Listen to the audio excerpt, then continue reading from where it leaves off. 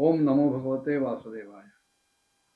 कपिल महामुनी आपल्या मातेला देवहूतीला सांगतात की तो जो संपूर्ण ब्रह्मांडाला व्यापून राहणारा, त्या ब्रह्मांडाला प्रकाशित करणारा आत्मरूप पुरुष आहे, त्याच्याकडे लीला विलासपूर्वक अशी ही अव्यक्त आणि त्रिगुणात्मिका माया, वैष्णवी माया सहजपणे येते आणि तो तिचा स्वीकार करतो. माया शब्दामध्ये मा आणि या हे दोन अक्षर आहेत. मा म्हणजे नाही आणि या म्हणजे जी. उलट केलं, या मा जी नाही पण आहे असं वाटतं, ती माया आहे. वस्तुतः ती नाहीच आहे, ती अव्यक्ताच आहे. ती अचिंत्य शक्ती असलेली आहे. सदसद रूप आहे ती. सत म्हणावं तर ती नाही आणि असत म्हणावं तर ती आहे. अशी ही जी माया आहे, ही माया त्या परब्रह्म परमात्म्याला येऊन चिकटते आणि लीलापारायण अशी जी प्रकृती आहे ती आपल्या ठिकाणच्या सत्व रज तम या गुणांच्या द्वारे त्या गुणांना अनुरूप अशी प्रजा निर्माण करायला लागते, सृष्टी निर्माण करायला लागते. आणि जेव्हा ही सृष्टी निर्माण होते तेव्हा हा जो पुरुष आहे हा ज्ञानाला आच्छादित करणाऱ्या आवरण शक्तीनं मोहित होतो आणि आपल्या स्वरूपाला विसरतो. आवरण आणि विक्षेप ह्या दोन शक्ती मायेच्या सांगितल्या गेल्यात.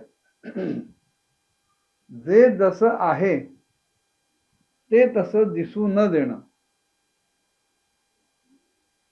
मूळ रूपावर पांघरून घालणं आणि ते अन्य रूपानं दाखवणं. वास्तविक असते रज्जूत, दोरीत असते, पण त्या विशिष्ट प्रसंगामध्ये रज्जुत्वाचं भान नाहीसं होतं आणि तिथे सर्पत्वाचं भान येतं. पण ज्या क्षणाला ज्ञान होतं त्या क्षणाला सर्प मावळतो आणि रज्जू समोर येतं. हे मायेचं लक्षण आहे. हा मायेचा प्रभाव आहे, हे मायेचं कर्तृत्व आहे.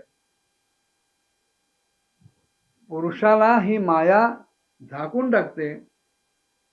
तो पुरुष त्या मायेमुळं मोहित होतो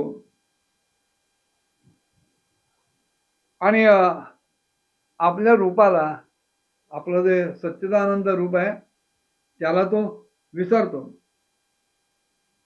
आणि अशा प्रकारे आपल्याहून भिन्न असलेल्या प्रकृतीलाच तो आपण आहोत असं समजायला लागतो. वास्तविक मी आणि माझा देह ह्या दोन भिन्न गोष्टी आहेत.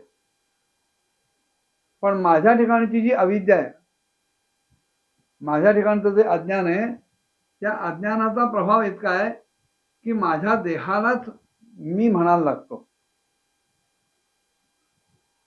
आणि प्रकृतीलाच आपलं स्वरूप समजल्यामुळं प्रकृतींच्या गुणांकडनं केले जाणारं जे कर्म आहे त्या कर्माचा करता सुद्धा पुरुष स्वतःला समजतो. काम करतं कोण? हात करतो. चालतं कोण? पाय चालतात. खातं कोण? तोंड खातं. रस टाकतं कोण? जिव्हा रस टाकते. पण ह्या प्रत्येक ठिकाणी ममत्व आल्यामुळं मीच ते करतो असा भाव निर्माण होतो आणि तो कर्तृत्वाचा अहंकार आला की त्या कर्मांची फळं सुद्धा मला येऊन चिकटतात. मुळात तो जो पुरुष आहे, तो जो परब्रह्म परमात्मा आहे, हा अकर्ता आहे. तो स्वाधीन आहे. तो कोणाच्याही ताब्यात जाणारा नाही. तो साक्षी आहे. तो भोगताही नव्हे आणि तो आनंद स्वरूप सुद्धा आहे. पण असं असून सुद्धा कर्तृत्वाचा आणि भोक्तृत्वाचा अहंकार चिकटल्यामुळं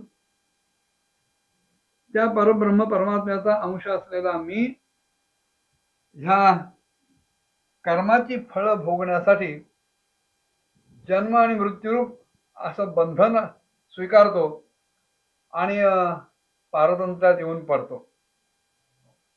वास्तविक हे शरीर म्हणजे कार्यरूप आहे. त्या शरीराच्या ठिकाणी असलेली जी इंद्रिय आहेत ही कारण रूप आहेत आणि त्या इंद्रियांच्या ज्या अधिष्ठात्री देवता आहेत, ज्या त्या इंद्रियांकडनं काम करून घेतात, कर्म करून घेतात, त्यांच्या ठिकाणी ह्या पुरुषानं आपलेपणा बाळगल्यामुळं तो त्याच्यात अडकतो. स्वतःवर आपणच त्या इंद्रियांच्या अधिष्ठात्री देवता आहोत असा तो आरोप करतो आणि स्वतः प्रकृतीच्या पलीकडचा असून सुद्धा स्वतःला प्रकृतीस्थ समजायला लागतो आणि मग त्या पुरुषाला सुखदुःख भोगावी लागतात. हे सगळं ऐकल्यानंतर देवहूतीच्या मनात काही शंका जिज्ञासा उमटायला लागल्या. ते काय होतं पुढच्या भागात बघूया. ओम नमो भगवते वासुदेवाय.